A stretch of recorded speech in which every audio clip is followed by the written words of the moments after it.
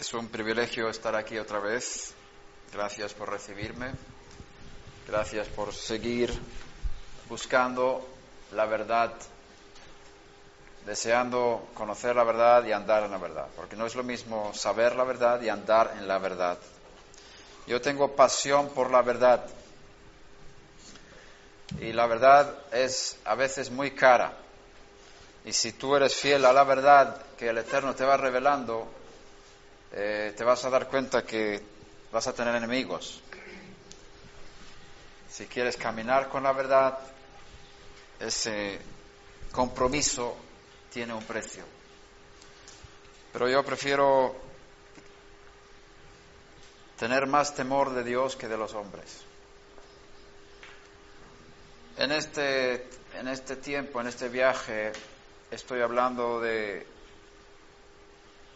Israel, el Mesías y las naciones, que es un tema bien amplio, pero estoy enfocando diferentes puntos de vista en este tema. Quiero empezar a hablar hoy desde el Salmo 67. Este salmo es un salmo que se usa 2 veces al día en las oraciones diarias de la sinagoga. La oración de la mañana, de la tarde, y luego, ahora que estamos en el tiempo del Omer, entre Pesach y Shavuot, que es un tiempo de contar los días desde la salida de Egipto hasta la entrega de la Torá en Sinaí, es el tiempo que se llama Omer. Después de contar los días, recitamos también el Salmo 67. O sea, en este tiempo, este salmo se recita 3 veces al día. Y es un salmo, si tú miras la estructura del salmo, ves que está matemáticamente construido en el idioma hebreo.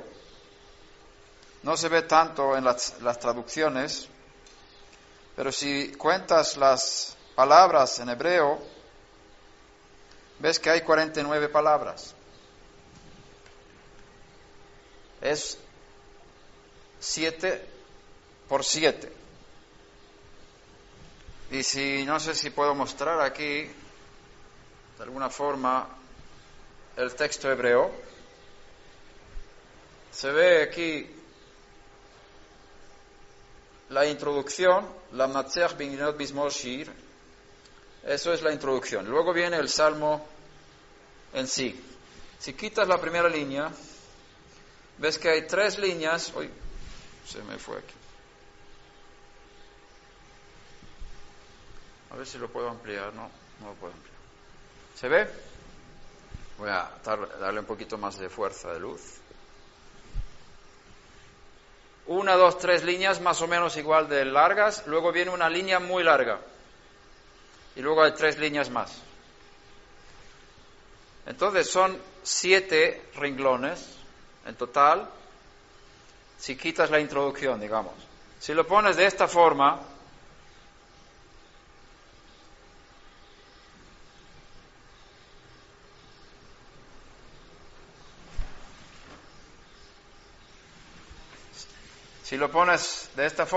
que tienes las letras desde arriba para abajo, se hace una estructura de un candelabro,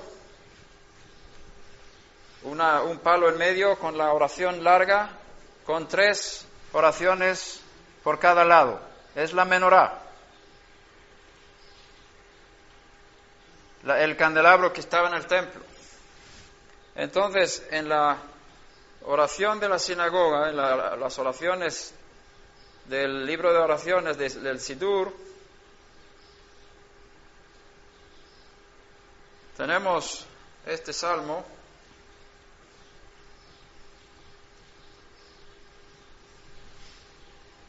y lo hemos dibujado dentro de una menorá.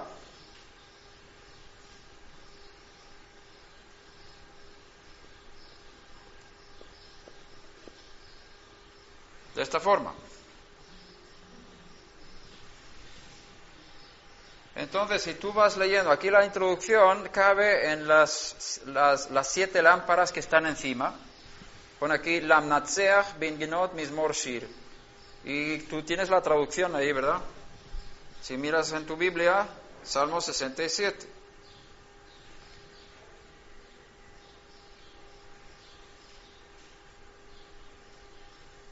¿Qué dice ahí la introducción?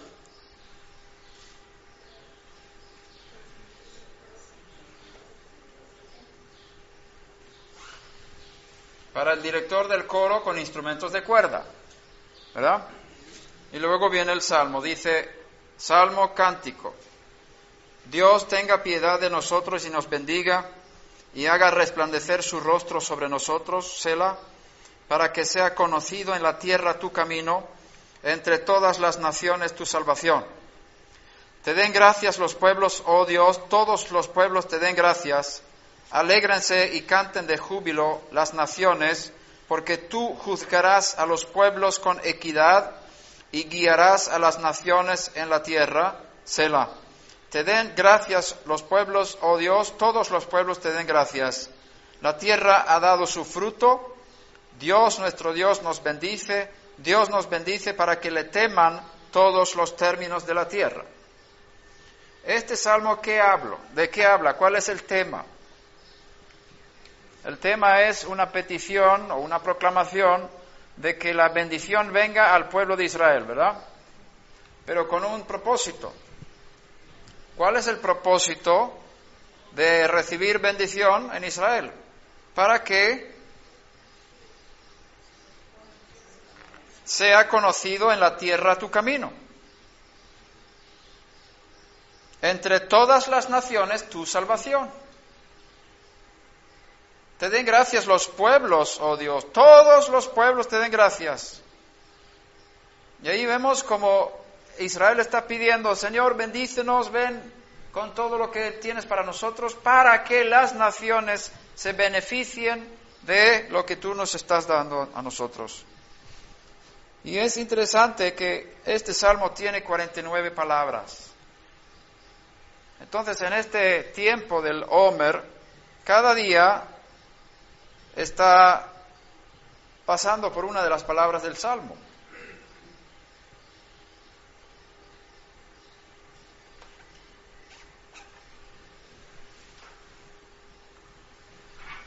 Y por los dos lados aquí tú tienes el palo del medio. Yismechu v'ranenu leumim ki tishpot amim mishor uleumim ba'aretz tanchem Selah. En el lado izquierdo y lado derecho del palo central está la misma oración, ¿verdad? Es todo simétrico. Te den gracias los pueblos, oh Dios, todos los pueblos te den gracias. El verso 3 y verso 5. Te den gracias los pueblos, oh Dios, todos los pueblos te den gracias. La tierra ha dado su fruto. Dios, nuestro Dios, nos bendice. Está diciendo Israel, nuestro Dios nos bendice, Dios nos bendice para que le teman todos los términos de la tierra. Este es el canal de Hashem para bendecir a las naciones, es Israel. Israel fue puesto en el proyecto del Dios de Israel para bendecir a las naciones y este salmo lo está enfocando muy fuerte. Aquí tenemos al final la palabra que para que le teman todos los términos de la tierra. El tema del temor al Eterno vuelve otra vez en algunos salmos. Por ejemplo, el Salmo 115, versículo 9. Oh Israel, confía en el Señor, Él es tu ayuda y tu escudo. Oh casa de Aarón, confiad en el Señor, Él es vuestra ayuda y vuestro escudo.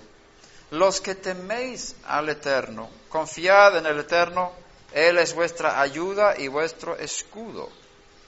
¿Quiénes son estos que temen a Hashem en los Salmos?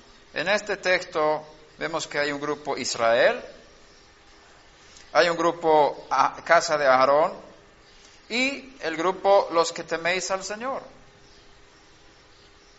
Aarón es la casa de los sacerdotes dentro de Israel, ¿verdad?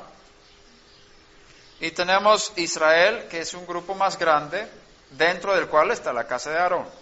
Y luego tenemos el grupo de los que teméis a Hashem. ¿Quiénes son estos?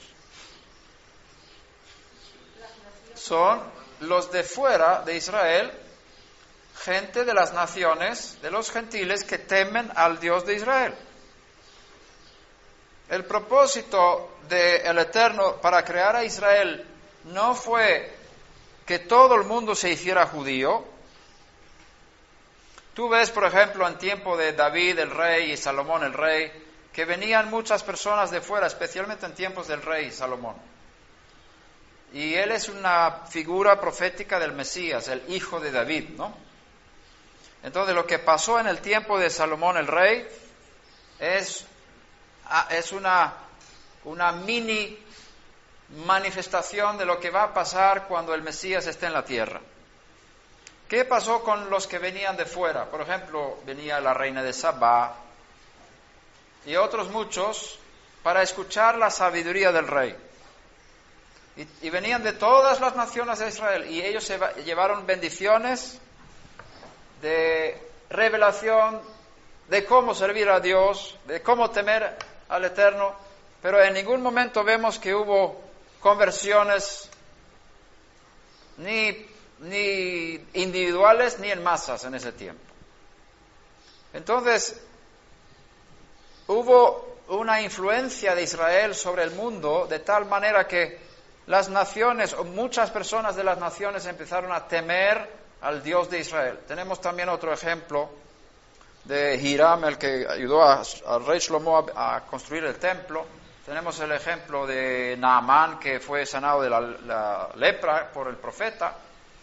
Ese es un ejemplo interesante porque Naamán viene y él tiene una experiencia fantástica con la sanidad de su cuerpo. Él se humilla y se hace la tevilá en el río Yardén y él pide al profeta.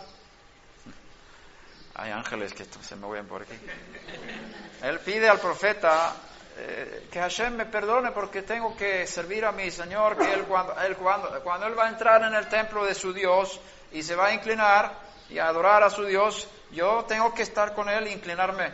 Pero yo en mi corazón no estoy inclinándome hacia ese Dios porque ahora el Eterno, el Dios de Israel es mi Dios. Y el profeta dice, ve en paz, no te preocupes. Es decir, tuvo incluso permiso para entrar en un templo pagano, arrodillarse ante un Dios pagano, pero en su corazón estaba en contra de esa práctica, pero es porque tenía un puesto, era un siervo, un esclavo, tenía que servir a su Señor de esa forma. Pero él, en su corazón, abandonó la idolatría. Y él servía al Dios de Israel el resto de su vida. Él fue salvo, según lo que yo entiendo. Entonces vemos aquí que no les obligaban a convertirse los que se acercaban al Dios de Israel de las naciones. Y este grupo es llamado en los Salmos los temerosos de Hashem. Y son personas justas de las naciones que están conectadas con Israel de alguna u otra manera y recibiendo esa nutrición espiritual, esa bendición espiritual que Israel está puesto por Hashem para dar a las naciones. Vamos a ver otro ejemplo del mismo grupo, los que teméis a Hashem, el Salmo 118.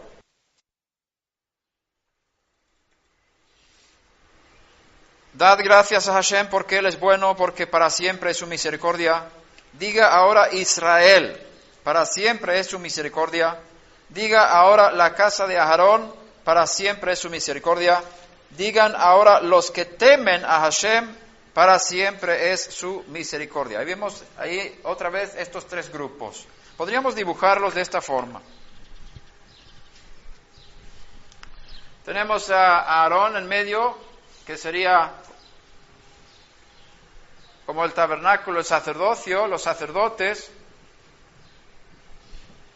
Ellos están más cerca de Hashem en forma de servicio. Ellos pueden acercarse al templo, al tabernáculo, y tienen una santidad superior al resto del pueblo. Y lo que produce santidad son los mandamientos de Hashem. Ellos tienen más mandamientos y Hashem santifica a los sacerdotes con los mandamientos. Alrededor de los sacerdotes tenemos el pueblo de Israel. La casa de Israel en este caso simbolizan las 12 tribus. Vemos ahí 2 divisiones en el Salmo. Y alrededor de Israel tenemos los que temen al Eterno. Tenemos ahí 3 rectángulos en la pizarra. El más pequeño es la casa de Aarón. Uno más grande que está alrededor es la casa de Israel. Y luego uno más grande que está alrededor de Israel son los que temen a Hashem de entre las naciones. Esta estructura fue creada por Dios.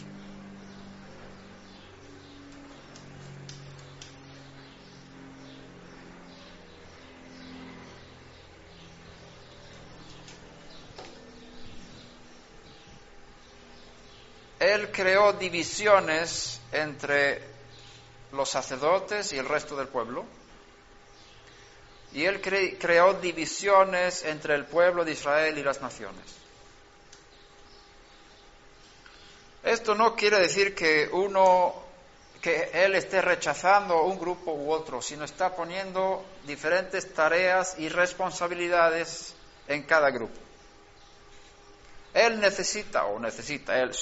su plan es que existan estos grupos en el mundo.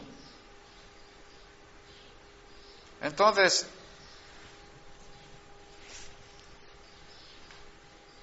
cuando Pablo recibe el llamado de salir a las naciones como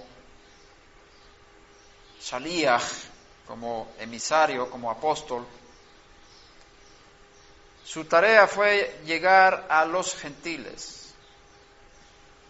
Los 12 apóstoles de Yeshua recibieron la tarea de dar testimonio de su resurrección. Si tú miras Lucas 24 y otros textos, ahí habla de que vosotros sois testigos de todas estas cosas. Ellos tenían que testificar a Israel, a los judíos, que el Mesías ha venido, el Mesías sufriente vino, murió, fue resucitado entre los muertos, conforme a lo que dicen los profetas. Ese fue el trabajo de los 12 apóstoles.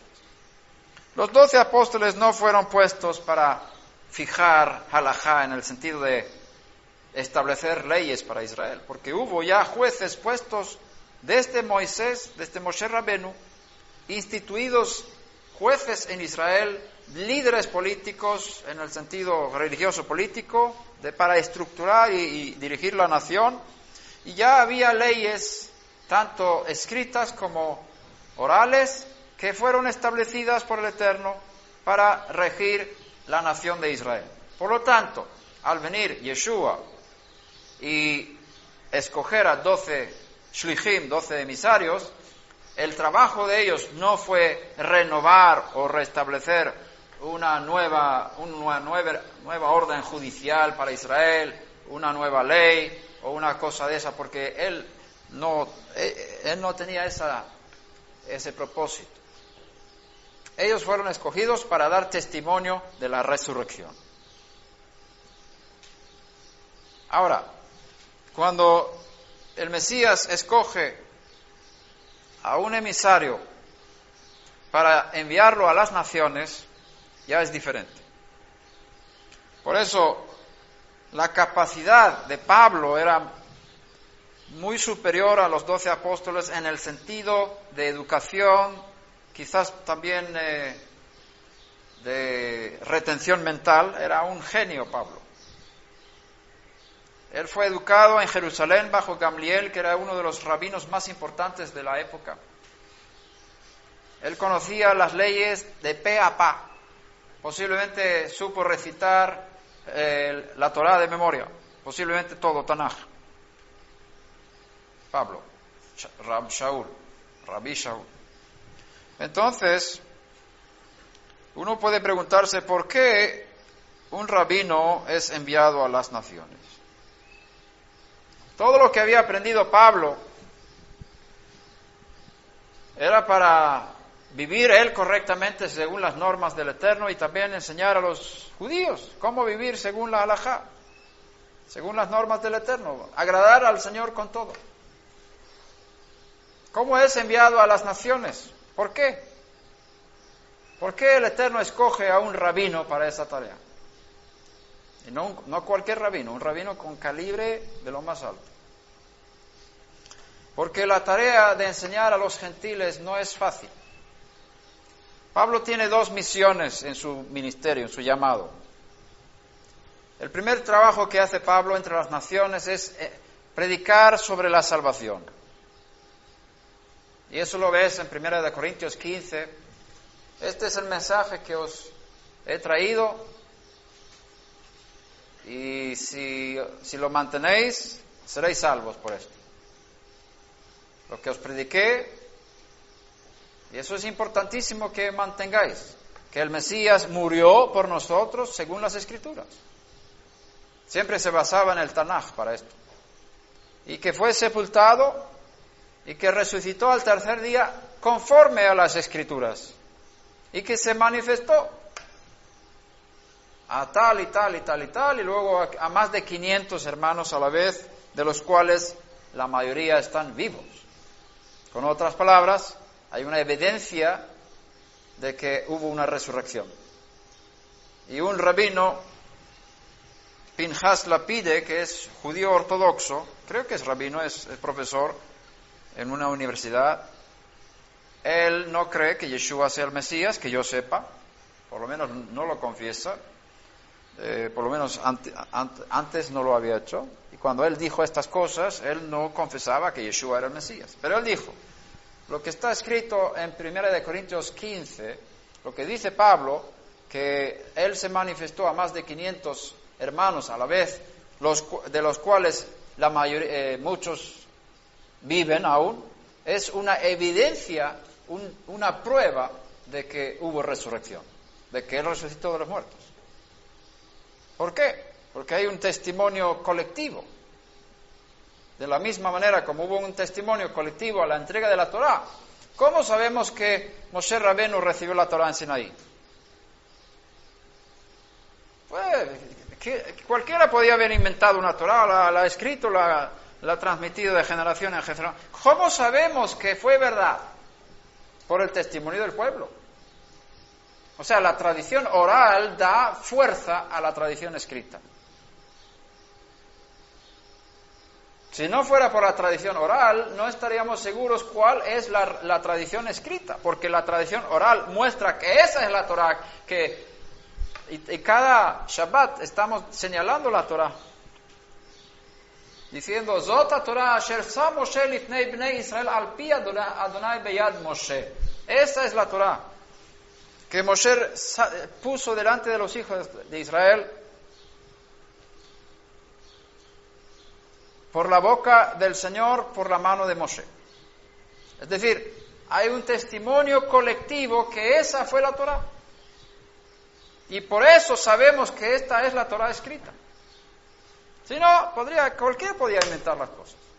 Lo mismo, la misma base, o sea, la evidencia que tenemos de que el Eterno se manifestó en Sinaí con voces de trueno, cambió un pueblo tremendo, un pueblo que había sido esclavo, entró en una situación diferente, empezaron a cumplir leyes, recibieron la Torá, todo esto, la evidencia es el testimonio del pueblo. De la misma manera, pasamos aquí la argumentación a 1 Corintios 15, donde Pablo dice que él se manifestó, se mostró a más de 500 hermanos, los cuales muchos viven aún. Con otras palabras, podéis ir a preguntarles a ellos. Entonces hay un testimonio del pueblo, no de una u otra persona. Entonces aquí hay una base y un peso que no se puede discutir, y eso es una evidencia que hubo una resurrección de Yeshua, según este rabino Pinhas Lapide. Entonces Pablo estaba enviado a predicar acerca de la salvación. Fue su primer tarea, su primer mensaje a las naciones, predicar que el Mesías de Israel murió por los pecados de Israel y por los pecados de las naciones. El Mesías sufriente, Mashiach ben Yosef, es el término hebreo para este trabajo, de un Mesías que sufre por el pueblo de Israel y por las naciones. Lamentablemente, por causa del cristianismo y por causa también de actitudes antimesiánicas dentro del judaísmo, muchos judíos y muchos rabinos evitan hablar de este tema, de que hay un Mesías en el concepto hebreo muy antiguo que habla de que Mashiach tiene que morir por los pecados de Israel y las naciones para que ellos sean redimidos de sus pecados. Pero como el cristianismo ha tomado esto, el judaísmo ya no habla mucho de esto. Pero eso es judaísmo. Esto viene de los judíos. Entonces no pienses que el mensaje de la muerte del Mesías que redime el pecado de Israel y las naciones sea algo cristiano. No es cristiano, es judío, origen judío. Denominación de origen, judío.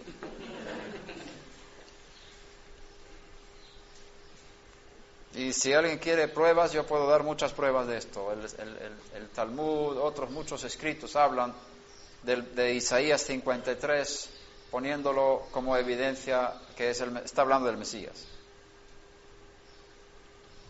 Hay muchos textos antiguos que conectan Isaías 53 con el Mesías, incluso el Talmud. Así que no vengan a decir mentiras los que quieren desviar a nuestras mentes de entender que hubo un Mesías que vino a sufrir por nuestros pecados y ser un sacrificio por el pecado. Y este es el primer mensaje de Pablo a las naciones. Los apóstoles de Yeshua, los 12, fueron enviados a hablar de esto en Israel, que ahora se cumplió lo que está escrito en los profetas acerca de él. Mashiach sufriente ha estado aquí, ha resucitado y volverá. Y Pablo tenía que hablar de esto a las naciones. Esa bendición que vino para Israel tenía que ser transmitida a los pueblos. Bendícenos, Señor, y te temerán todos los confines de la tierra. Esta es la misión de Pablo, de sacar fuera de Israel a los gentiles estas bendiciones que Hashem dio a Israel por medio de Mashiach.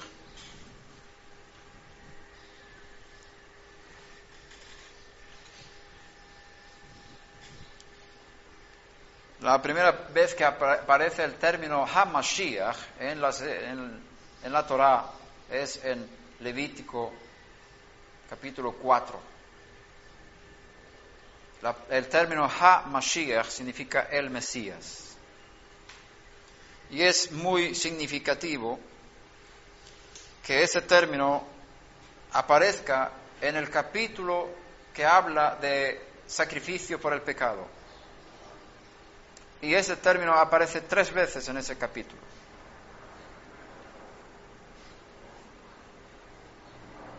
Levítico 4. No vamos a leerlo, pero podemos mirar el versículo 3 y luego hay 2 lugares más donde habla donde el término HaMashiach aparece en el hebreo. Si el que peca es el sacerdote ungido, trayendo culpa sobre el pueblo, que entonces ofrezca al Eterno un novillo sin defecto como ofrenda por el pecado que ha cometido. Así la palabra ofrenda por pecado es hatat. En este versículo, cuando habla de HaMashiach por primera vez en la revelación escrita, está íntimamente conectado con un sacrificio por el pecado. Y puedes seguir leyendo, encuentras HaMashiach es lo que se traduce como el sacerdote ungido, HaKohen HaMashiach. el sacerdote, el ungido, en hebreo. Por lo tanto, cuando dice ungido aquí, es Hamashiach.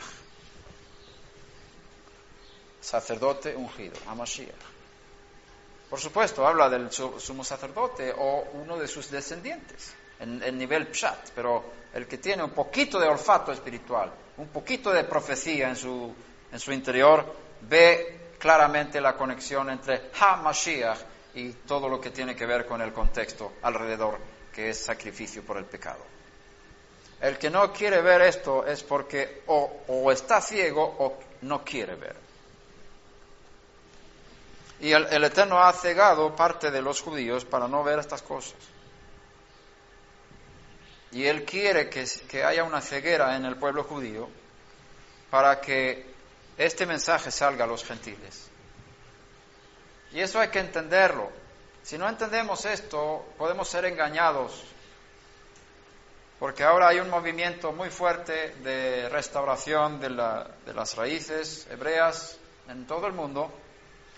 Y los rabinos están saliendo ahora para las naciones, enseñando a los hijos de Noah, cómo vivir una vida justa. Y es buena enseñanza.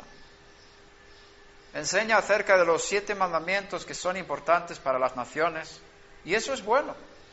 No blasfemar, no hacer idolatría, no asesinar, no cometer adulterio, no hurtar, no comer animales vivos y establecer cortes de justicia. Todas estas cosas son establecidas por el Eterno para las naciones. Y los rabinos tienen la tarea y el interés ahora que Israel ha vuelto a la tierra, el interés de salir a enseñar a los pueblos cómo ellos tienen que vivir para agradar al Dios de Israel. Sin embargo, como el cristianismo ha hecho idolatría del Mesías, entonces parte de este movimiento es muy agresivo contra Yeshua, porque consideran que lo que hacen los cristianos es una adoración falsa, es idolatría, proclamando a un hombre Dios y le adoran como Dios. Entonces los rabinos están hablando de no cometer idolatría, de los 7 mandamientos para todas las naciones, y ahí incluyen todo el culto a Jesús y toda creencia en Jesús como el Redentor, como el Salvador. Entonces tiran al niño con el agua. Y eso es un problema, lo que ha creado el cristianismo, una imagen falsa de él. Y esa imagen impide que el judío le vea correctamente. Entonces, una de las cosas que hay que rectificar en este tiempo es la idea de que Yeshua sea Dios. Es una de las piedras de tropiezo más importantes para el judío. Mientras que el gentil adore a un hombre como Dios, es señal de que no está bien. Lo que está en ese movimiento no está bien. Así piensa el judío. Él tiene que ser liberado de esta idolatría y estar dentro de los marcos establecidos por Dios para las naciones, de no cometer idolatría, si no, no puede salvarse. Así piensa el judío que no cree en Yeshua. Ahora, nuestra tarea es, y perdona la expresión, espero que nadie se moleste, nuestra tarea en parte es descristianizar a Yeshua.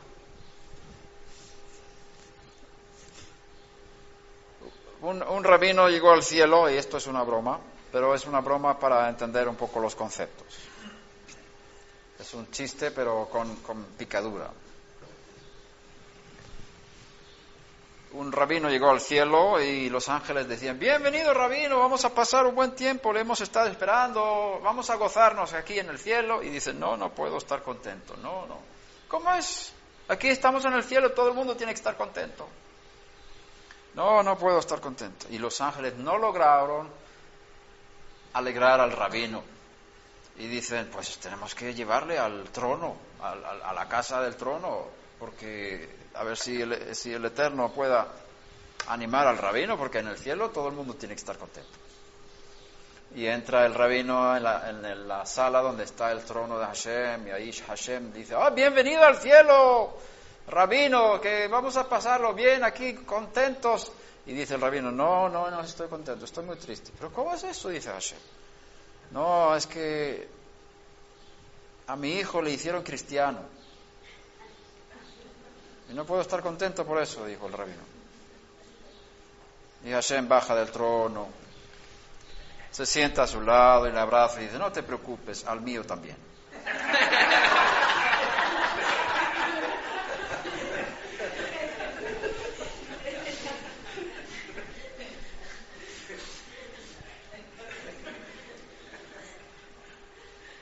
Cuando Yosef fue vendido por sus hermanos,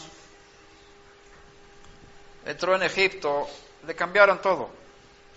La ropa que tenía, el peinado, la barba le quitaron.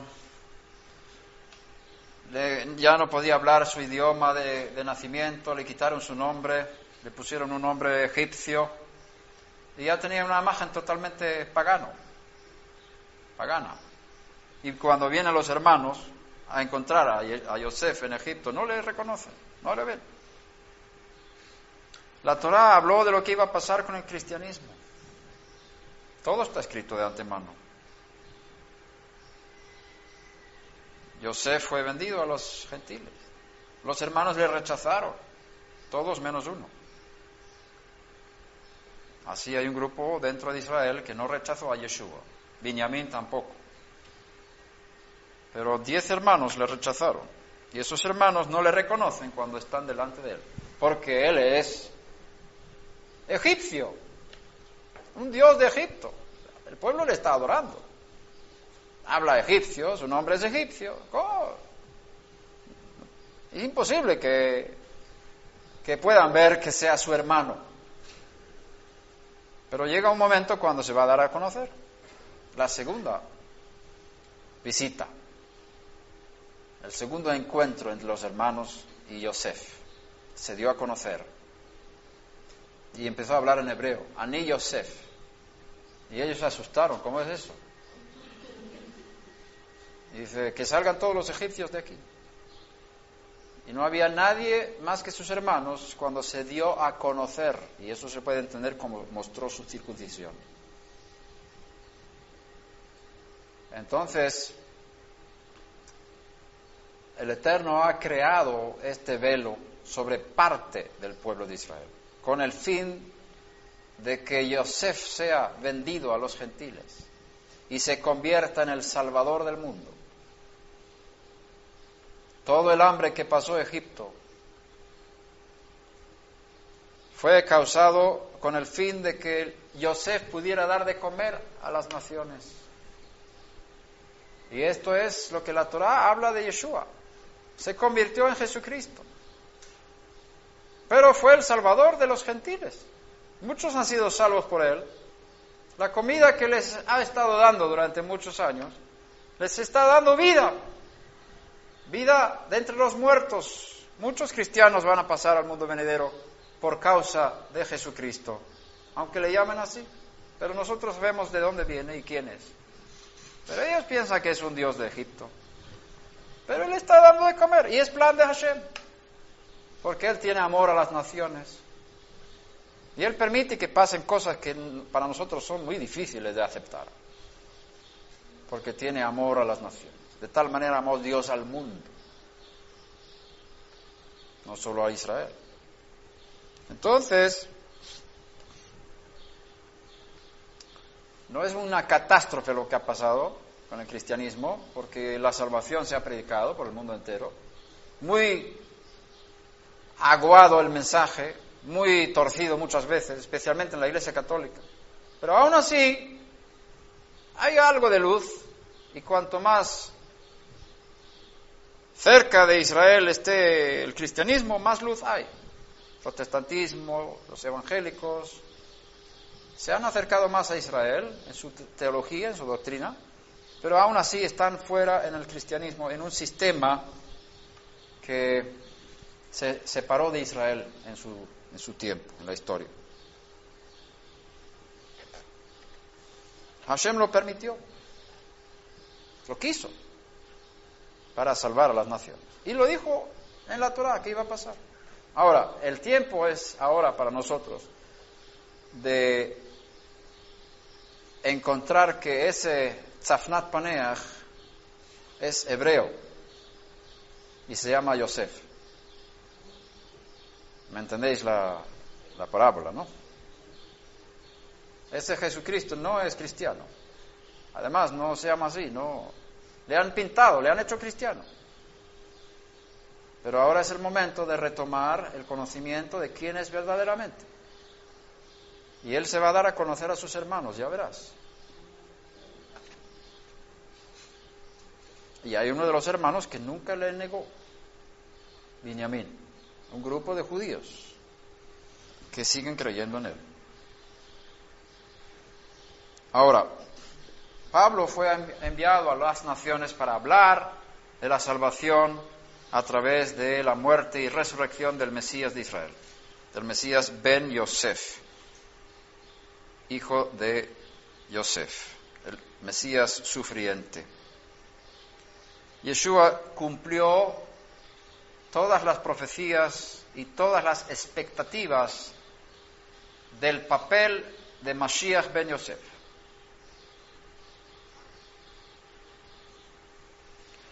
No ha cumplido casi nada de las expectativas del papel de Mashiach ben David, Mashiach hijo de David. Eso lo va a hacer cuando venga la segunda vez. En el judaísmo tenemos dos conceptos y muchos más del Mesías, pero estos son los principales: Mashiach ben Yosef, Mashiach ben David.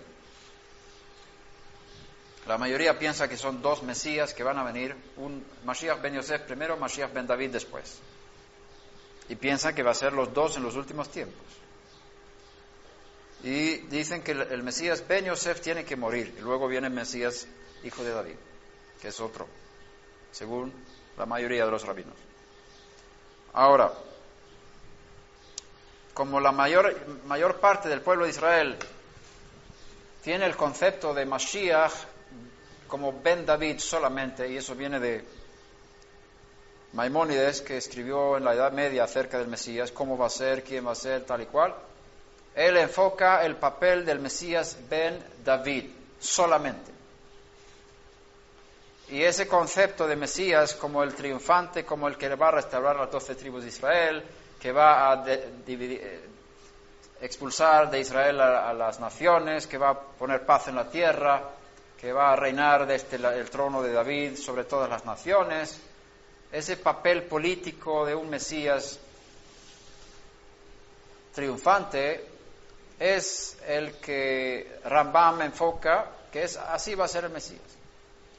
Y como Yeshua no cumplió nada de eso, dicen que él no puede ser Mesías. Y tienen argumentos en contra. Pero entonces están mirando al Mashiach desde un punto de vista solamente.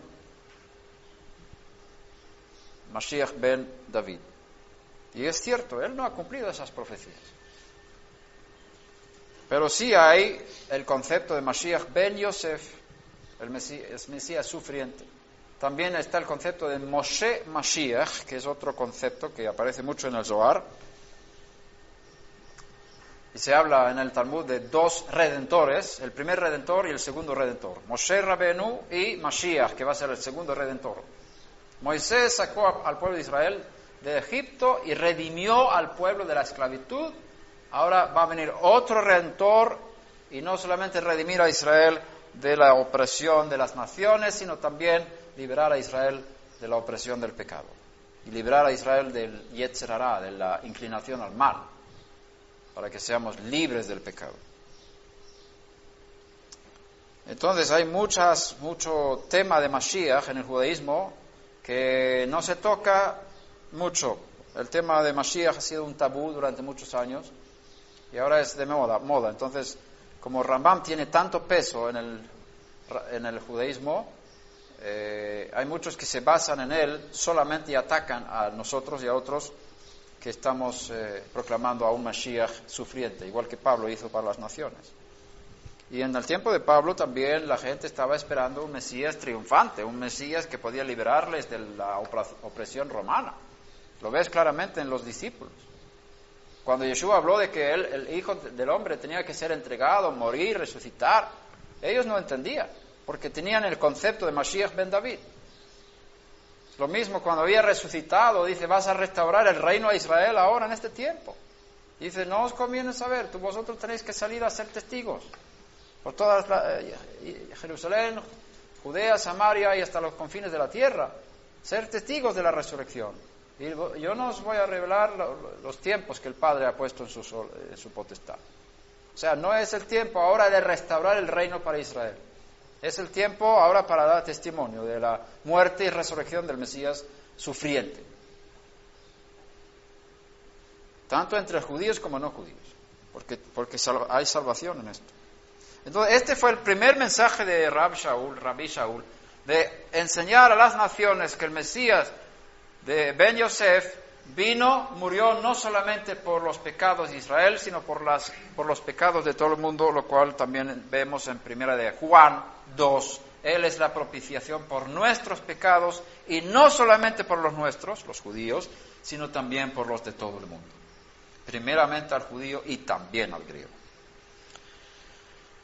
Entonces, el segundo mensaje de Pablo, no he olvidado el hilo. Ustedes empezaron a escribir el número 1 y ¿dónde va el 2? Pues ahora viene el 2. Pablo tenía el segundo mensaje y es mucho más amplio que el primero. El segundo mensaje de Pablo es enseñar a las naciones a vivir una vida santa. Enseñar a los temerosos de Dios, de las naciones, a vivir una vida santa. Y su enseñanza está basada sobre los 7 mandamientos de Noaj, los que mencionamos antes.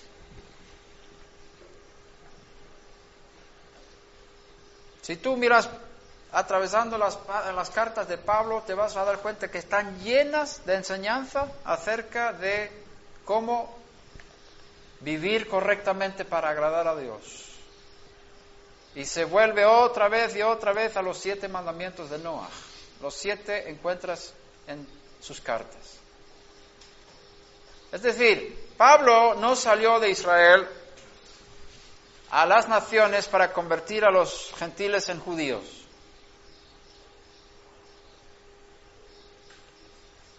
Él sabía muy bien que estos 3 grupos fueron creados por el Eterno, como hemos mencionado a base de los Salmos, diferentes tareas en el plan de Dios. Los gentiles no tienen que hacerse judíos, no tienen que circuncidarse, hacer la conversión y vivir según todas las normas de los judíos. Entonces, si hacemos eso, estamos anulando a Israel, porque todo el mundo va a ser israelí, ¿no? Entonces, ¿para qué sirve un sacerdote si no hay pueblo para servir? Israel es el sacerdote y las naciones son el pueblo. Israel es el puente para bendecir a las naciones. Si ahora todos van a ser naciones, entonces ¿para qué sirve Israel? Si todas las naciones van a ser Israel, si todas las naciones van a ser Israel, ya no existen las naciones. Entonces, el plan de que todos sean salvos, Dios quiere que todos sean salvos, no significa que todos sean judíos. Y ahí tenemos el tema en Hechos 15, cuando están discutiendo, y estos temerosos de Dios de las naciones que recibieron el Espíritu igual que nosotros, el Eterno les está dando testimonio de que ellos son su pueblo, que ellos son hijos suyos. Entonces, ¿vamos a obligarles a que se hagan judíos o se pueden quedar como no judíos? Ahí está la discusión de Hechos 15. Y la decisión sigue la del Espíritu de Hashem y también lo que enseñan los rabinos. No hay nada ahí que se desvíe del pensamiento del judaísmo de la época y de hoy.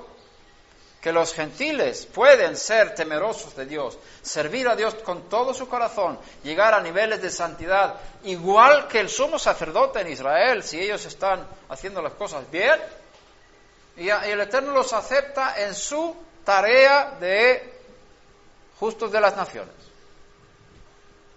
Y ellos tienen que seguir siendo justos de las naciones porque esa fue su creación, el Eterno los creó para ser así. Entonces no vamos a obligarles a ser judíos porque eso no van a aguantar,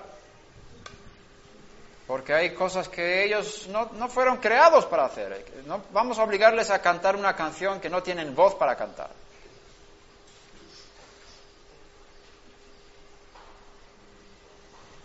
Entonces Pablo sale a las naciones a enseñar estas cosas a las naciones, a cumplir los 7 mandamientos. Salvación a través de la muerte y resurrección del Mesías y a cumplir los mandamientos que correspondan a los no judíos, a los justos, a los temerosos de Dios, de las naciones. Y para eso hacía falta un rabino de calibre de Rabí Shaul. ¿Por qué? Porque él conocía totalmente el judaísmo. Y el espíritu de santidad y la íntima relación que él tenía con el Rebbe, el rabino principal celestial, le capacitó para discernir cuáles son las cosas del judaísmo que hay que aplicar a los no judíos y cuáles son las que no hay que aplicar. Por eso, esa tarea fue mucho más complicada y difícil que la de los 12 de Yeshua. En un sentido, cada uno según su tarea en la vida, ¿no? Pero para eso el cielo necesitaba un shaliach de ese calibre. Por eso él fue escogido de una forma muy especial, ¿verdad? Casi obligado. Ahí él está yendo a Damasco con su ira contra los que creían en el Mesías Yeshua. Y él se revela de forma violenta, le tira al suelo, le ciega los ojos y le habla. Entonces, si tú tuvieras una experiencia de esas, yo creo que también tú te sentirías obligado, ¿verdad? Que no es voluntario, es que me viene y me hace todas estas cosas, pues si no le obedezco me voy a quedar ciego. Como cuando Hashem me entregó la Torá en Sinai, que el pueblo estaba debajo de la montaña, dice el texto hebreo. Debajo de la montaña. Entonces el Midrash lo dibuja de esa forma, aunque no creemos que era así, pero casi, como si fuera así. Que el Eterno levantó la montaña y el pueblo estaba debajo y dice, ¿tú quieres recibir mis mandamientos o no? ¿Quieres ser mi novia o no? Y el pueblo, sí, todo lo que digas. Por eso el pacto que se hizo en los planicies de Moab, en la generación siguiente, es mucho más fuerte. Porque no hubo manifestaciones de ese tipo. Solamente los hijos habían oído lo que habían contado sus padres, lo que había pasado en el Sinai. Y ahora ellos querían entrar en el pacto por propia voluntad, no bajo amenaza de los relámpagos. Y eso es más fuerte porque sale de dentro. En el caso de Pablo, ahí venía una amenaza tremenda. Tú vas a ser mi shaliach, vas a ir a las naciones, a sufrir mucho por mi causa. Sí, señor, todo lo que digas. Ahora, Pablo enseña a las naciones judaísmo, podríamos llamarlo, la fe de Israel. No inventó una nueva religión. Es un error pensar que Pablo proclamaba una nueva religión o inventaba un nuevo sistema de adoración. No es así. El que piensa así no entiende a Pablo correctamente. Y ahí está la formación de un sistema religioso separado de Israel que se llama cristianismo. Empezando con la Iglesia Católica, luego sus hijas, después del protestantismo y todo lo que salió de la Iglesia. es un sistema separado de Israel, es un sistema que no quiso ser como Israel. El fundamento del cristianismo es no somos judíos y no queremos ser judíos y queremos alejarnos de toda práctica judía. Y en lugar de entender que son parte del pueblo de Dios universal, con Israel en medio y ellos como beneficiarios de Israel, como fuente y canal de Hashem, ellos salieron de eso y crearon otra cosa diferente fuera. Pablo estaba aquí sirviendo a los temerosos de Dios de las naciones. Él nació aquí en Israel, ¿verdad? Israel tiene 613 mandamientos. Las naciones tienen 7 mandamientos. Pablo fue enviado desde Israel a las naciones para enseñar a las naciones los 7 mandamientos. Ahora, muchos malinterpretan a Pablo y piensan que él creó una religión nueva fuera de este marco que hemos estado dibujando aquí. Pablo no creó ninguna nueva religión. Si tú miras en Gálatas 3:28, vas a ver un texto muy mal interpretado y vamos a tratar ese texto.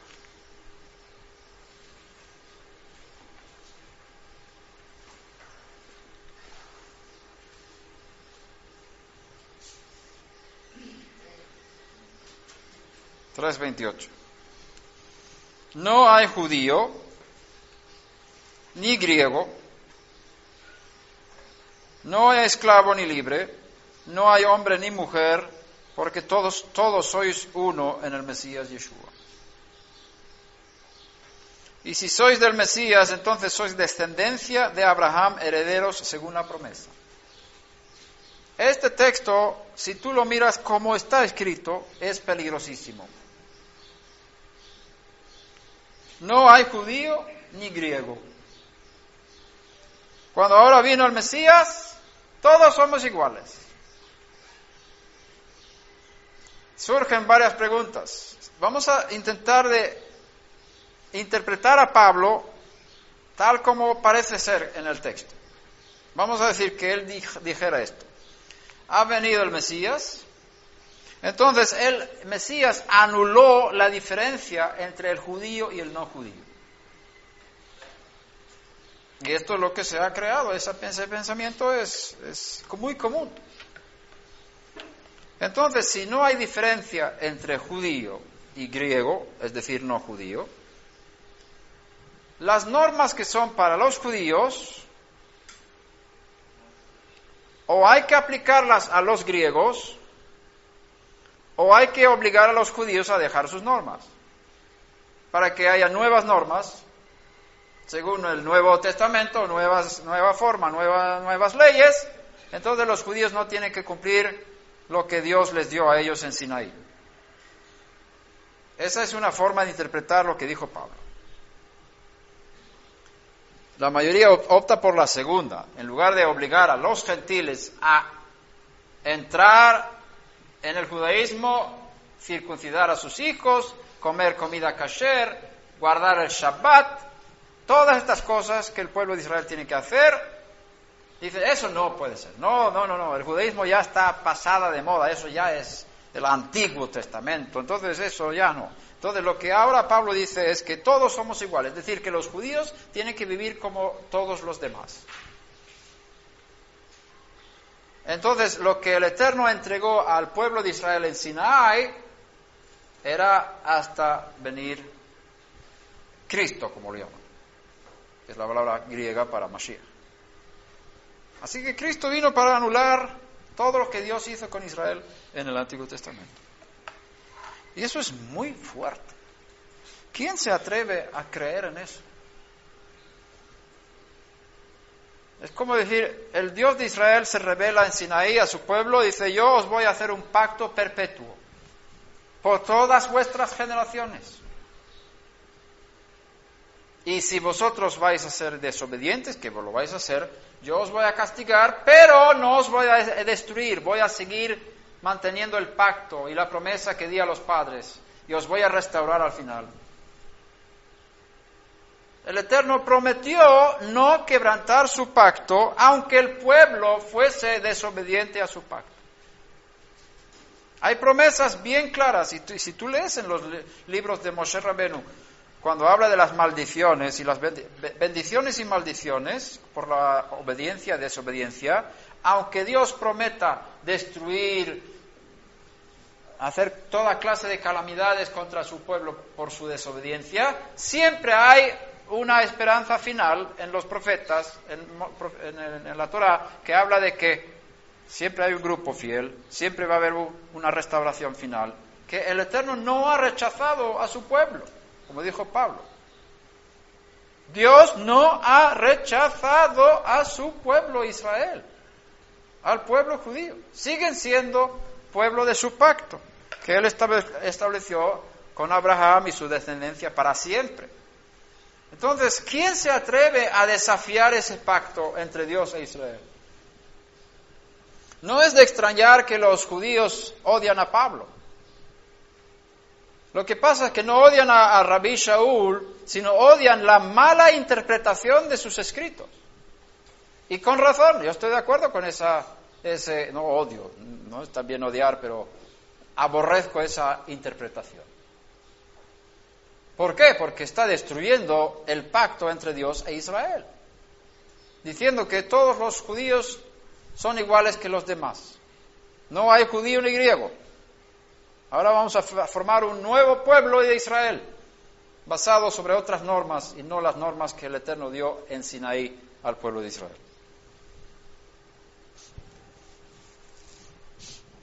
Así se formó el cristianismo.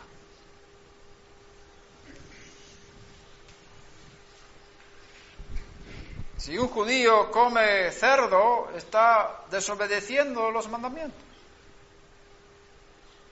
Está pecando contra Dios.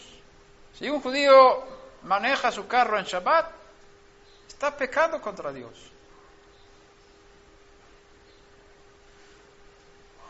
Si un no judío hace eso, no peca. Porque los pueblos no recibieron esos mandamientos. Los pueblos pueden comer cerdo y pueden manejar en Shabbat. No es pecado para las naciones.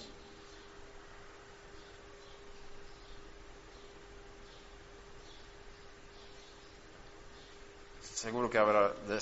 luego hay lugar para preguntas, no te preocupes. Yo sé lo que hay en tus ojos. Ahora, ¿qué es lo que Pablo está diciendo aquí? ¿Cómo vamos a entender su mensaje? Si miras otros de sus escritos, sus cartas, dice, nos resucitó con Él, nos sentó con Él en los lugares celestiales. Y en otro lugar dice, no fijéis vuestros ojos en las cosas de la tierra, sino las cosas de arriba. Pablo está en un nivel espiritual súper alto. Y él no está hablando de lo que hay en la tierra, está hablando de lo que hay en el cielo. Entonces, cuando dice que no hay judío ni griego, está hablando a lo que hay dentro de Mashiach. ¿Y dónde está Mashiach ahora? ¿En la tierra o en el cielo? En el cielo.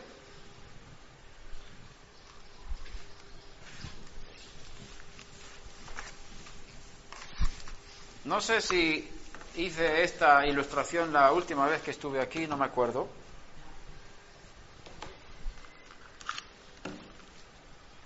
Aquí tenemos dos pueblos abajo, los gentiles y los judíos. El Eterno, ¿se ve? Lo voy a subir para que se vea bien.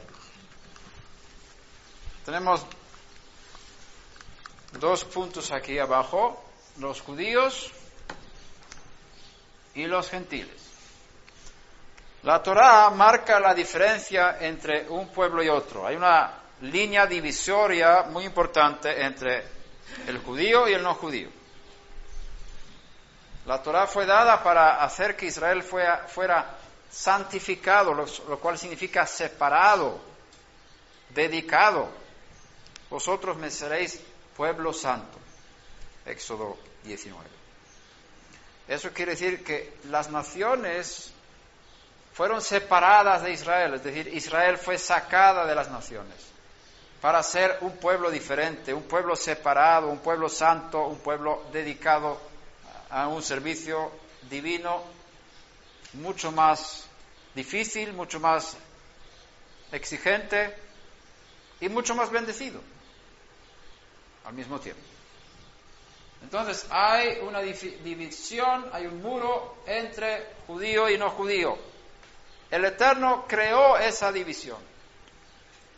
Él quiere que haya diferencias.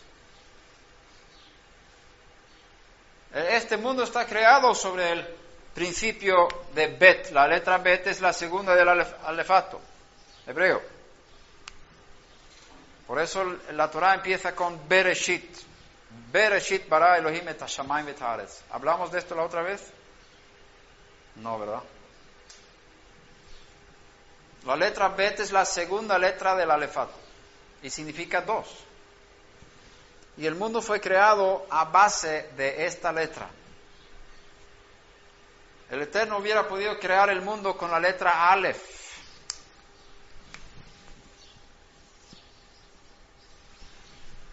La letra Aleph significa uno porque es la primera letra del alfabeto.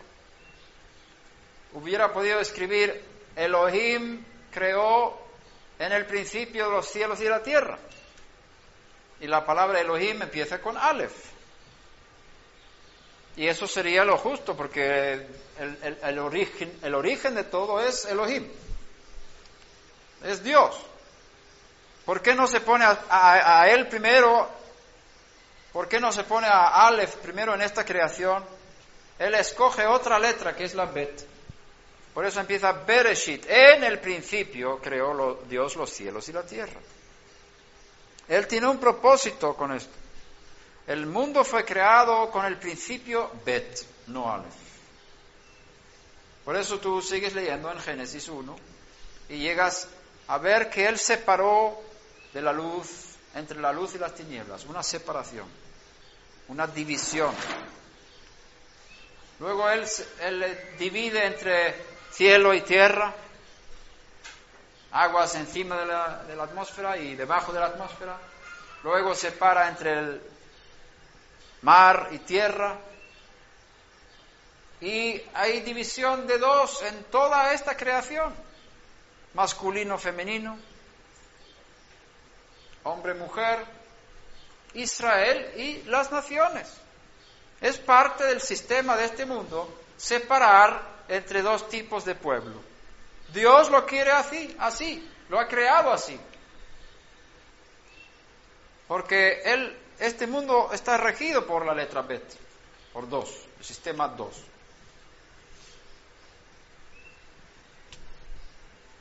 Ahora, nuestro Dios es uno, Hashem Echad. Él está en el mundo uno, en el mundo Aleph. Y cuando Yeshua fue resucitado de entre los muertos, fue elevado hasta este mundo de Aleph.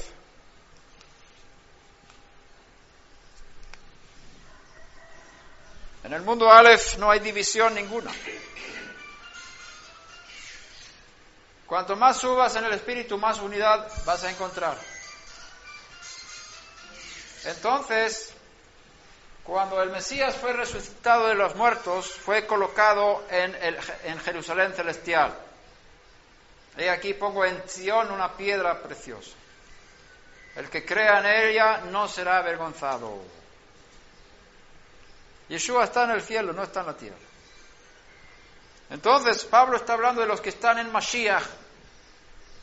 Y eso no es aquí en la tierra, es algo espiritual, algo celestial. Y ahí hay unidad, es el mundo Aleph. Por eso dice, no hay judío ni griego. ¿Dónde? En el cielo. Pero yo no estoy en el cielo. ¿Estás seguro que no estás en el cielo? Mira lo que dice Efesios capítulo 2, entonces.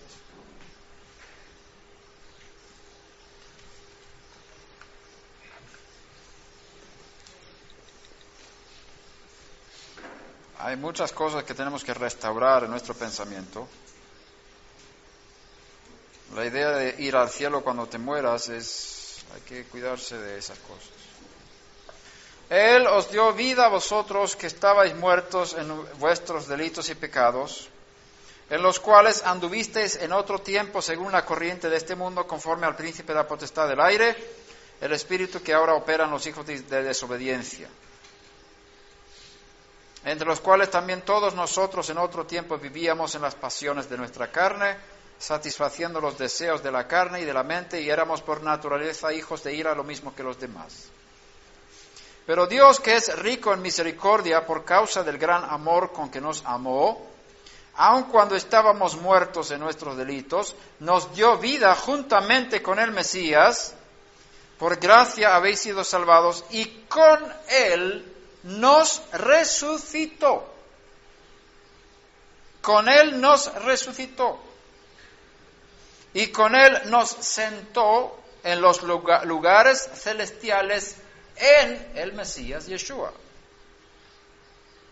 Aquí hablo de una resurrección espiritual, porque no hemos vivido eso en nuestro cuerpo todavía. No hay diferencia. El momento cuando yo recibí la gracia de Dios, me arrepentí de mis pecados, recibí el perdón de mis pecados por causa de la muerte y resurrección de Yeshua, mi espíritu revivió por el poder de su resurrección. Tuve vida interna, salida de la resurrección de Yeshua. He gustado el poder de la resurrección en mi interior. Si no lo has hecho, lo tienes que hacer. En ese momento, algo sucede en mi interior. Hay una conexión y mi espíritu es colocado, no sé cómo lo hace, pero de alguna forma, mi espíritu es conectado con Mashiach en el cielo, y yo estoy colocado dentro de Él, en los mundos celestiales, en el mundo Aleph. Estoy dentro de Mashiach. Mi cuerpo no vio ningún cambio. Seguía tener necesidad de dormir, de comer, de ir al baño, de peinarme y lavarme. Necesitamos todas estas cosas naturales. Mi cuerpo no fue muy afectado por el espíritu de resurrección que recibí en mi interior. Primero lo espiritual, luego lo natural. En este caso, nosotros hemos sido resucitados en Mashiach, y lo que podemos ver también, mira Colosenses capítulo 3.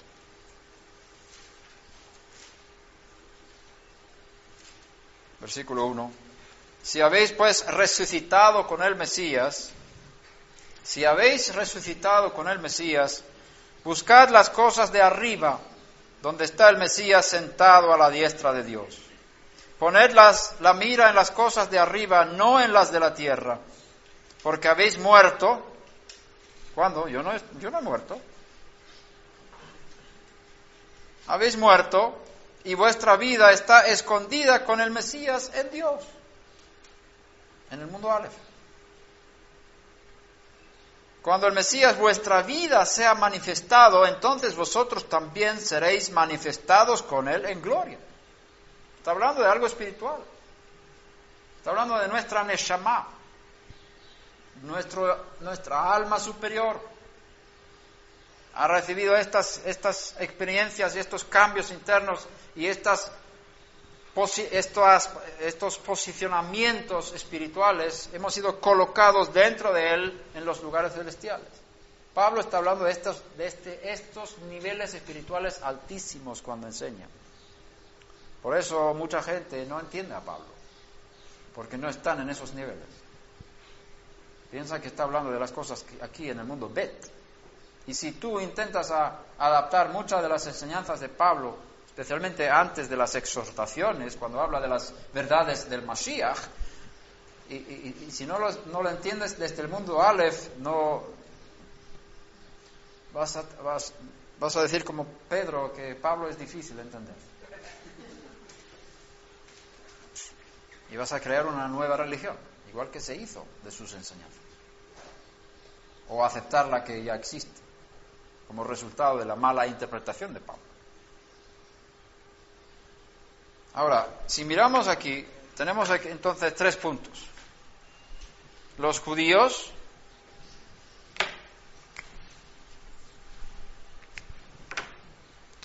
las naciones, podríamos llamarlos los temerosos de las naciones, vamos a poner una T aquí, que son los justos de las naciones, y tenemos al Mesías en el cielo.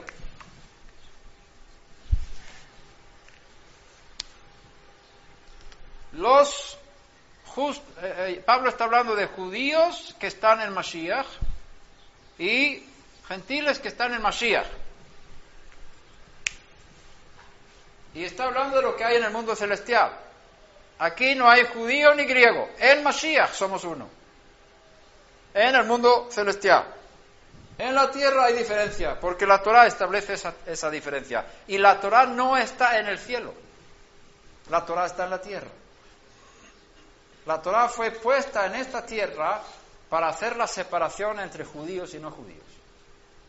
La Torah también fue puesta para bendecir a los judíos y también instruir a las naciones desde los judíos. Los judíos tienen la tarea de instruir a las naciones cómo vivir una vida agradable a Dios.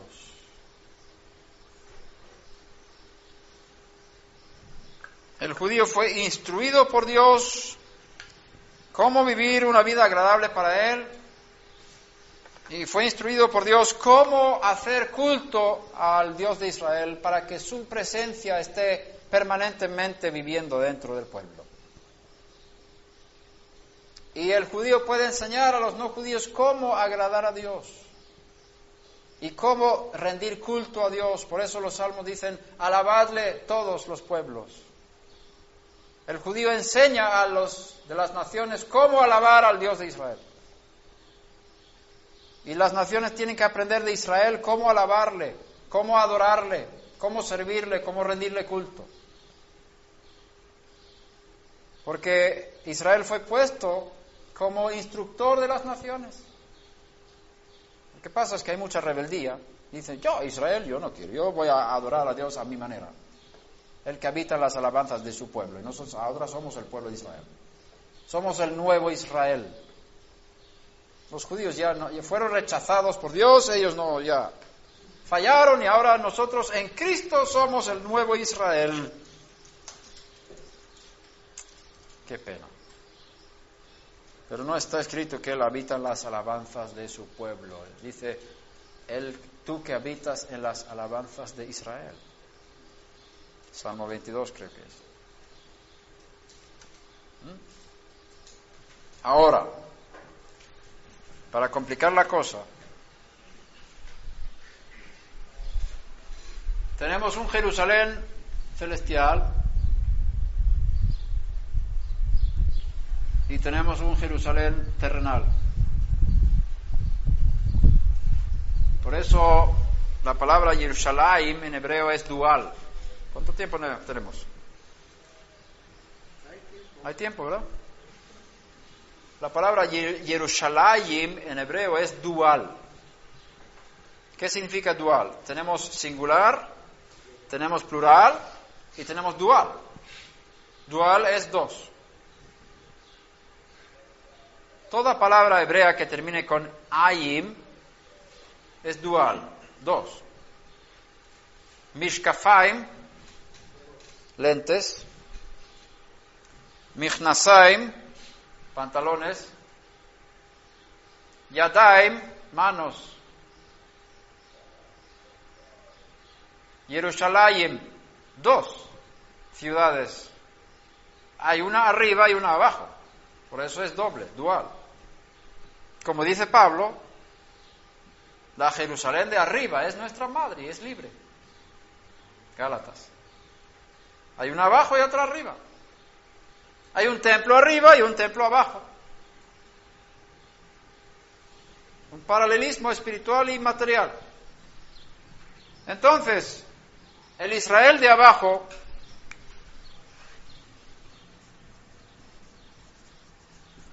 se compone del pueblo judío que está dentro del pacto. El pacto es lo que define quién es judío y quién no es judío. No estamos hablando de si tienes ancestros judíos, si tienes alma judía, sino si estás dentro del pacto, entonces eres judío. Con todas las consecuencias legales, privilegios y deberes que tiene que cumplir un judío. No estoy diciendo que entre los gentiles pueda haber descendientes de judíos o almas judías, pero eso no te hace judío. Tienes que estar dentro del pacto para ser judío. Y el pacto es el pacto de la circuncisión y el pacto de Sinaí. Ahora, hay un Israel aquí abajo, separado de las naciones, y hay un Israel celestial. Hay un Israel celestial, hay un Israel espiritual, pero ese término es bien peligroso. Puede ser malinterpretado porque...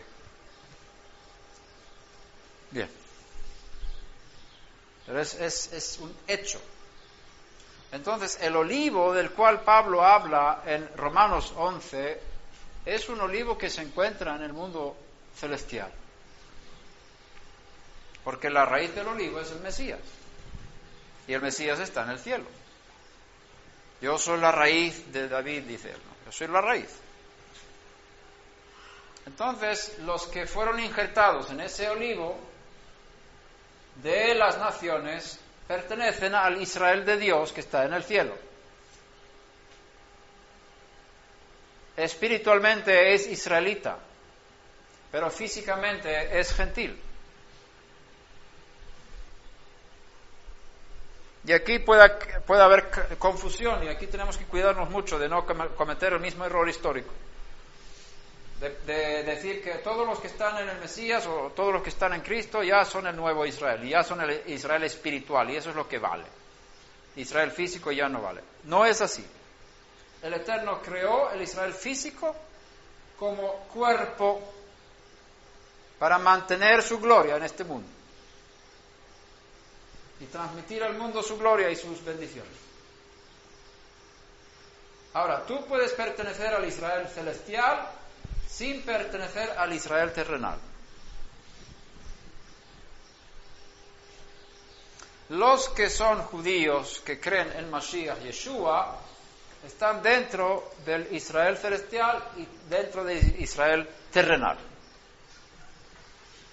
Por eso Pablo dice,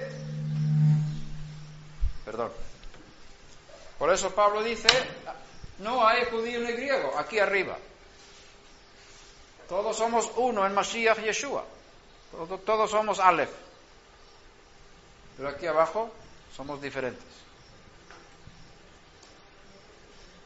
Por eso Pablo hacía cosas que los gentiles no hacían. Él entró en el templo con sacrificios, por ejemplo, los que le acompañaban, que venían de Macedonia y otros lugares, no podían entrar en el templo en Jerusalén. Pablo entró en el templo con sacrificios, hizo voto de nazareato. Sus amigos creyentes de las naciones estaban con él en Jerusalén, pero no podían entrar con él. Hubo división. Dios puso esa división, no el hombre. Entonces vemos aquí que sí hay división entre judío y no judío en este mundo, pero en el mundo celestial son Israel también los justos de las naciones.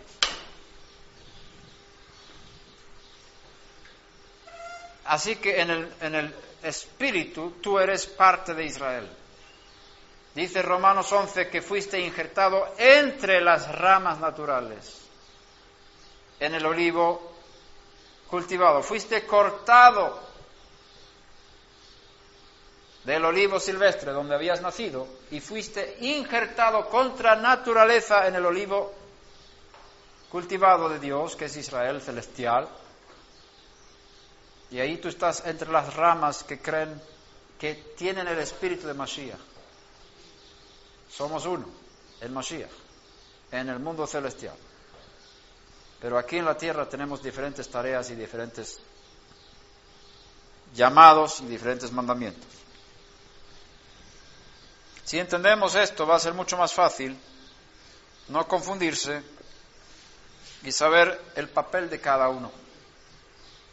Ahora, la enseñanza de Pablo fue dada a los gentiles.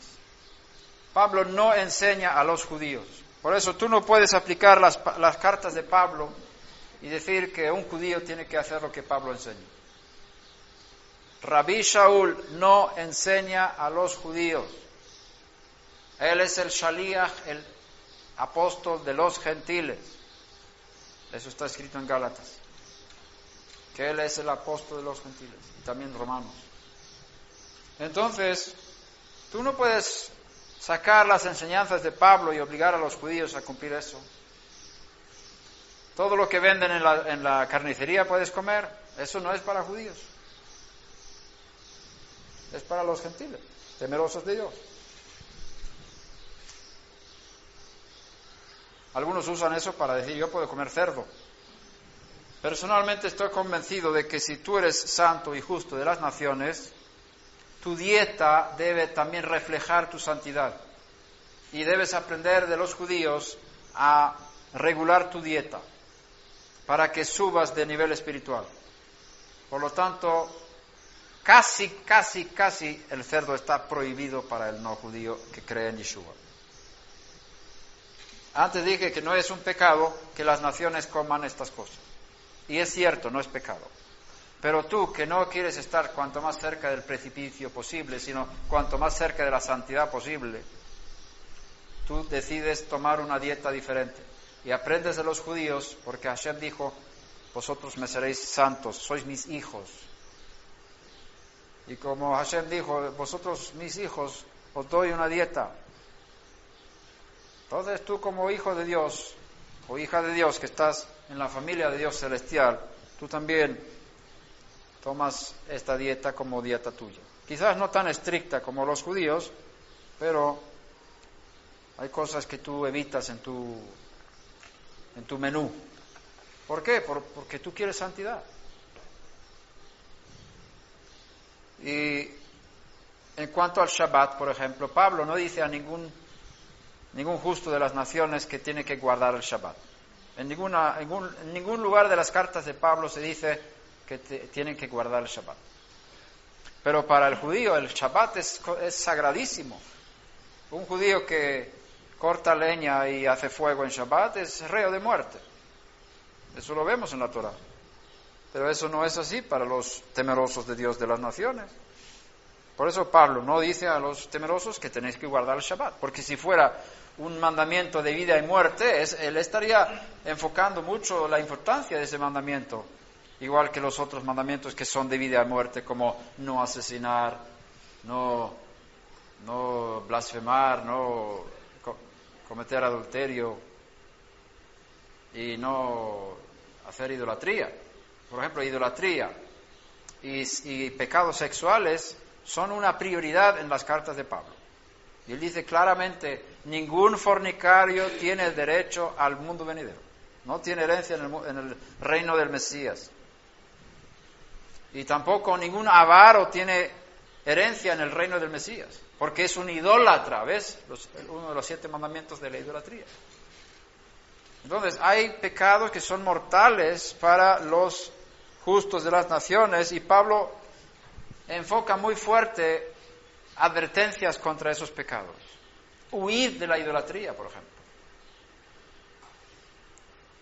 Porque la idolatría le va a matar el alma.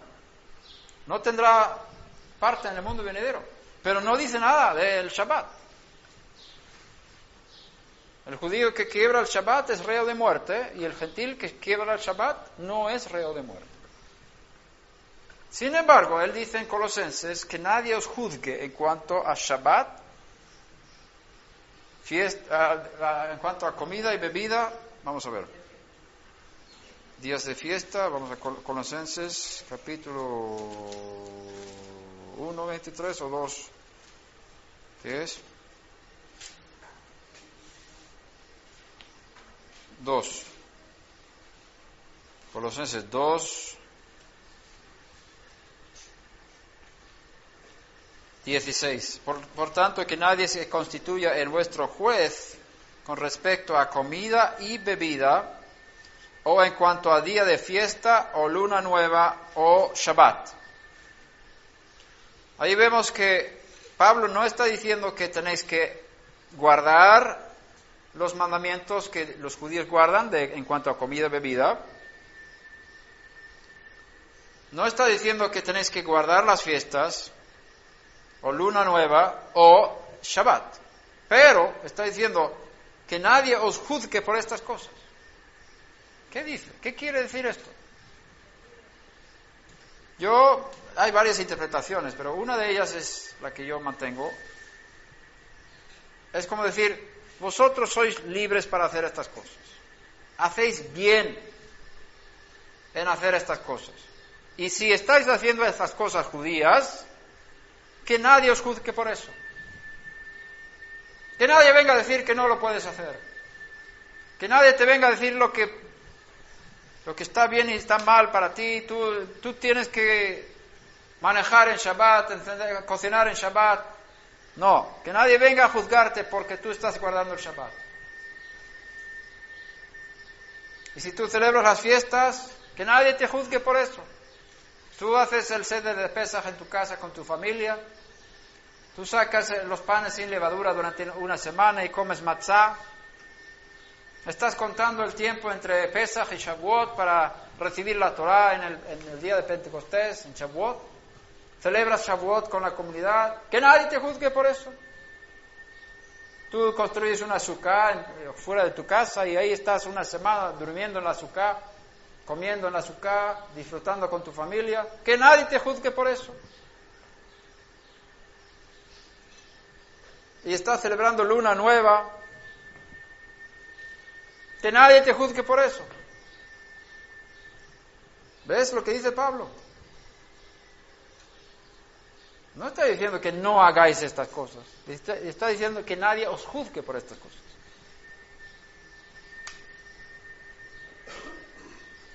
Podríamos dar la vuelta también a la tortilla y decir, si no cumples estas cosas, si no comes como los judíos, si no guardas las fiestas, si no cumples el Shabbat, que nadie te juzgue por eso. ¿Ves? Yo creo que las dos interpretaciones son correctas. Ahora, tú eliges el nivel en que tú quieres estar. La comunidad tiene que elegir un nivel. ¿Dónde nos vamos a poner como comunidad de justos de las naciones?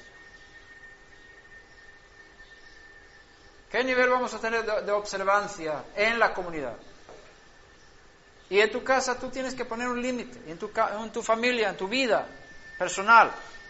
Pon un límite. Yo no voy a comer esto, voy a comer lo otro. Yo voy a celebrar Shabbat de esta forma. O no de esta forma y tal. Entonces, sé fiel a tus compromisos. Sé fiel a tus principios. Y también puedes ir aumentando con el tiempo cosas que tú ves que te hacen bien y hacen bien a la comunidad, a la familia. Y subir de compromiso y de disciplina en cuanto a estas cosas. Y aprender de los judíos cómo se hace. Tú puedes hacer muchas cosas que hacen los judíos voluntariamente, sin estar obligado, y que nadie te juzgue por eso. Ahora, Pablo no obliga a nadie a guardar el Shabbat. El Shabbat no fue dado a las naciones. El Shabbat fue dado a Israel como un pacto entre Hashem y el pueblo de santificación. El Shabbat fue creado en la creación y todos los que estaban en Adán experimentaron también Shabbat cuando Hashem creó el primer Shabbat. Entonces el Shabbat es un día de descanso para todos, pero no como una señal del pacto, como lo es para Israel. Y el Shabbat es mucho más estricto para Israel que para las naciones. Entonces vemos aquí que Pablo no enseña los 10 mandamientos a las naciones, porque entre los 10 mandamientos está guarda el Shabbat. Es decir, los 10 mandamientos no son para las naciones, son para Israel. Sin embargo, él usa uno de los 10 mandamientos y lo aplica a las naciones. Ahí vemos como él, como rabino, tiene que saber qué es lo que fue dado a Israel que también aplica sobre los no judíos. Por ejemplo, honra a tu padre y a tu madre, y él lo cita en sus cartas. Y ese mandamiento no está entre los 7, de honrar a los padres, ¿verdad? Es un mandamiento positivo. Los 7 son 6 negativos: no asesinarás, no hagas esto, no hagas lo otro. Y un positivo, establecer cortes de justicia. Y Pablo está aplicando aquí un mandamiento positivo de honrar a los padres a las naciones. Y no es una cosa nueva. Eso lo ves en la Torá. La Torá enseña cómo el no judío tiene que honrar a sus padres. Realmente tiene que ver con el culto a Dios. Tiene que ver con respeto a las autoridades celestiales y delegaciones de esas autoridades, que son los padres. El que obedece a sus padres está honrando al Eterno. Entonces, Pablo aplica ciertos mandamientos que son para judíos, que fueron dados en Israel, en Sinaí, a las naciones. También tenemos este mandamiento no es un mandamiento, yo diría que es una invitación. En 1 Corintios 5 se habla de celebremos la fiesta. Hablando de la fiesta de los panes sin levadura, de Hag HaMatzot. Celebremos la fiesta. Es decir, gentiles, creyentes, nacidos de nuevo, celebremos la fiesta de Hag HaMatzot. Pero no creo que sea un mandamiento como para el israelita que en su casa tiene Hametz en la semana de Hag HaMatzot. Es una grave ofensa tener pan leudado en su casa durante esa semana. No es tan estricto para los justos de las naciones. Pero Pablo invita, hagamos esto. Dice, limpiad toda la vieja levadura, sacad esa levadura, no solamente de forma alegórica de nuestras vidas, sino también en la casa, de forma física. Estoy seguro que él quiso y él enseñó a los de Corinto a limpiar sus casas de la levadura y celebrar Hag HaMatzot durante una semana al año, con los judíos. Estoy seguro que Pablo enseñaba a los corintios eso. Y hay ciertas cosas que Pablo introduce de la tradición oral que no está escrita en la Torá. No están escritas en la Torá. Por ejemplo, dice, que las mujeres no estén hablando en las congregaciones, en las reuniones, que no estén hablando en las reuniones. Como dice también la Torá. Esa palabra, como dice la Torá, no se encuentra en ningún lugar de la Torá escrita que las mujeres tienen que estar calladas en las reuniones. Eso está en la Torá oral, en la tradición judía. Pablo aplica un mandamiento de la tradición de la halajá judía que no está en la Torá escrita sobre las comunidades de los justos de las naciones. Entonces vemos ahí que él tiene que tener el discernimiento, la capacitación espiritual para saber qué poner y qué no, qué aplicar y qué no. Y para eso Mashiach necesitaba un rabino de ese calibre. Y Baruch Hashem que tenemos las cartas de Pablo y que él nos dé gracia, revelación, conocimiento, dedicación, interés, fuerzas y canales para poder entender lo que Pablo y Hashem a través de Pablo quiere enseñar a las naciones, a los justos de las naciones. Mi oración es que el Eterno os llene de sabiduría celestial para saber discernir entre las cosas e interpretar las cosas correctamente.